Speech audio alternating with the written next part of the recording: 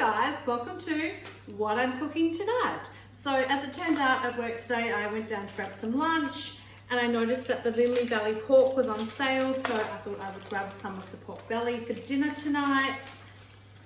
Pork belly is probably one of those dishes that I would normally do more if we're having people over for dinner, but being that I have my little Archie here, my little grandson here, for the week, I decided I would do something a little bit special for dinner tonight. I also bought some oranges by chance yesterday because I'm meant to be starting a bit of a juice fast. Turns out we're having pork belly for dinner instead. Anyway, that's a little bit damp, so I'm going to get some paper towel and dry that off. One of the things I love about pork belly is it's actually one of the simplest things to cook and really depends on the type of sauce that you use to really lift it and elevate the flavors. It lends itself really well, I would say, to your Asian inspired flavors. I love to serve this with some bok choy, some rice, those type of flavors. I'm using a Bill Granger recipe today. It's a recipe that I have used 1,000 times before. Another thing I do is have like a selection of knives because seriously, pork belly will dull your knives like nothing else. Thank goodness Traveling Tradie has invested in, and that's home now, invested in a knife cutting machine, so he will always sharpen them for me. Actually, this knife, this Thermomix knife, which came with my Thermomix, is actually one of the sharpest little knives I've ever used. Oh, you've been so silly.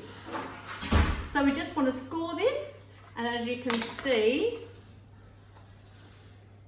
it's getting there slowly but surely. Bit of plastic. And so we'll start with that. Good load of salt on that. So it's going to transfer that to some parchment paper. Massage that in. I'm going to leave that on there for a good 30 minutes.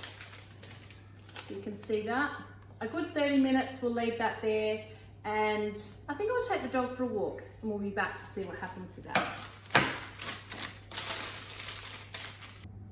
So for this recipe, we'll need some cinnamon and some star anise. So we will grab that and take that over to what else we're doing. So we're going to use some chicken stock, some freshly squeezed orange, some salt and pepper, and then we will also get a nice big jar of some red wine vinegar. So now we'll make the delicious sauce that goes over it. It's a caramelized vinegar sauce, which I just find absolutely beautiful with the pork. I do find it's quite sweet, so people who love that salty, sweet, sour kind of flavor will love this. People who prefer to really stick to the thoroughly savory foods might find this a little on the sweet side, but you could probably use less sugar and maybe reduce the chicken stock a little bit more, or even use beef stock for that more of a savory kick. But this, I think, is a beautifully, perfectly balanced sauce. So what goes in here is a 1/2 cup of brown sugar. You can use a dark brown sugar or just a light brown sugar. Beautiful bottle of my father-in-law's homemade red wine vinegar. Hopefully he didn't think he was giving me actual red wine when he gave it to me. So that goes in there. That is, that is good vinegar. And this is a great way to use a lot of it up because you use quite a bit of it, because that is 1/3 of a cup. We want to use a couple of, it's like 2 or 3, and I like to sort of curl them around a little bit because when you serve this up, even though you're probably meant to take this out of the sauce, I do find that when you serve this pork sliced up on a platter and it has the beautifully, this sort of goes a little bit caramelized and twists around a bit, it's absolutely sensational. So let's put in here a couple of star anise. I always try to pick the ones that really are pretty. Who wants a star anise that doesn't have the perfect star? So let's go hunting for that. Oh, I found another one. Oh, I mean that. Is there anything prettier than a little star anise? Okay, so 2 of those.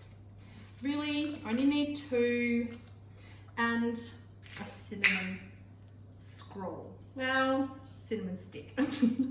Let's not call it a cinnamon scroll. We might get the wrong idea. All right, so let's get that in there. And what we're going to do is we're going to put that on the stove until all that sugar starts to slowly dissolve. From there, we will add some orange juice, and then from there, we will add the chicken stock.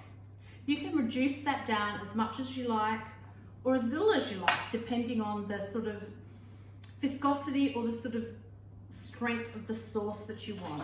I have found at different times that it needs varying levels of orange juice or varying levels of the chicken stock. Let's get that on the stove.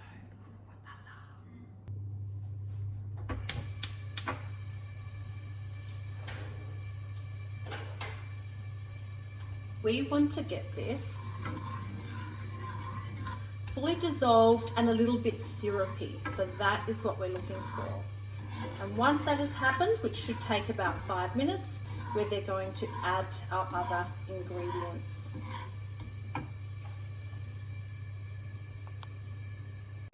Okay, so that has been resting for about 30 minutes now. So what we're going to do is, you can see quite a bit of water and moisture has formed on top. So now we're just going to brush away that beautiful salt and just dry it off with some paper towel. So we don't have to get rid of all that salt because, you know, that is going to flavour it at the same time, but we want to really get rid of all that moisture. And another trick that I love to use, I'm not going to use it today, but is to boil the kettle and boiling water and pour that all over, and that really helps to render down all that beautiful fat layer and to leave us just with a real crispy skin. That will be enough for today. All right, so now we're going to put a little olive oil over that, massage that in, add a little bit of pepper. There's enough salt on there. Might put a little bit of oil in my pan. So we've got our oven on 220 degrees, so that is piping hot, and I'm going to pop our meat in there, and you can see that is ready to go. A little oil over the top, not too much. There's enough fat in pork, but at the same time, we still want to add some flavour to it. And let's put that. That is going to need a little wipe down. So we'll put him there. Okay, so we are good to pop him in the oven. And so that'll go in at 220 degrees. And once it's been in there for about 30 minutes, we'll drop it down to 190, and another hour and a half. We'll turn it over, crisp up the top for about 20 minutes on a really high heat, and we will be good to go. Now you can see that we've got a beautiful syrupy sauce, the base of it anyway, and so the fragrance of that is absolutely gorgeous. We don't take anything out. So now what we want to add to that is our chicken stock. So that's a cup of chicken stock into the sauce. Turn that up a little bit more. We want to reduce that for about 5 more minutes. Now, if you're going to open a whole bottle of chicken stock for this, for your 1 cup, just put the rest of it straight into the freezer, into ice cubes, or just in the box itself, or just in the little packet it comes in. That way you have got this for another recipe.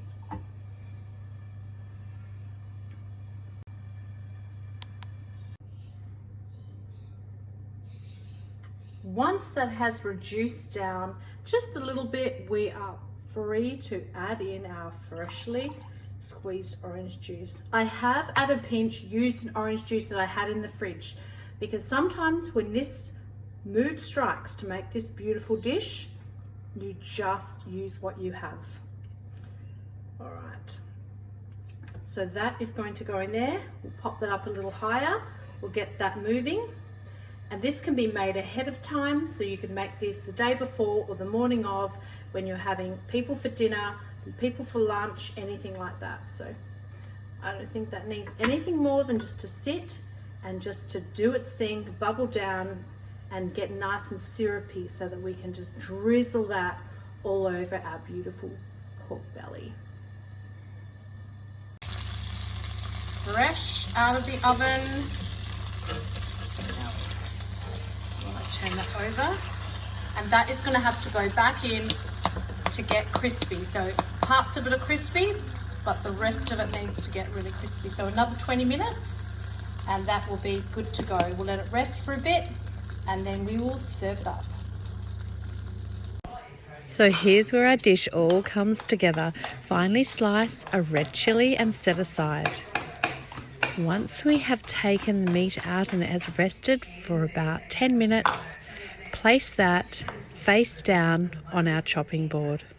Oops, yep, don't want to miss a bit of that chili. Here we go. It's really hot to handle, so use your tools of the trade. So here we go. Oh, this knife is not sharp enough. So I'm going to use a serrated knife.